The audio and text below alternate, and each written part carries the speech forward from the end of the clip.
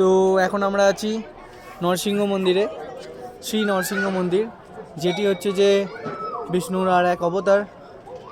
আর শীতকাল মানে এখন আর কি ডিসেম্বরে, মানে আমরা আছি ডিসেম্বরে, তো শীতকাল পড়তে না পড়তেই বদ্রীনাথজির পালকি এখানে এনে রাখা হয়।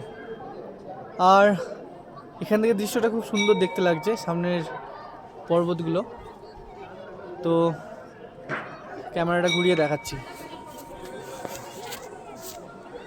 তো এটা যেটা দেখে মনে হচ্ছে হাতির মতো দেখতে লাগছে। তো যেটা শুনলাম এখানে সবাই এটাকে হাতি পাহাড়ও বলে, কারণ এইখান থেকে এটা হাতির পিছন দিকটা, আর এইখান থেকে হাতির মাথাটা শুরু হচ্ছে, আর এই সুঁটটার টাইপই লাগছে এখানটা, তো তাই এটাকে হাতি পাহাড়ই বলে। আর একটু ঘুরে মন্দিরটাও দেখাচ্ছি, সাথে উপর দিকে যোশীমঠটাও দেখা যাবে। এটা পুরো যোশীমঠ, এটা যোশীমঠের মধ্যেই।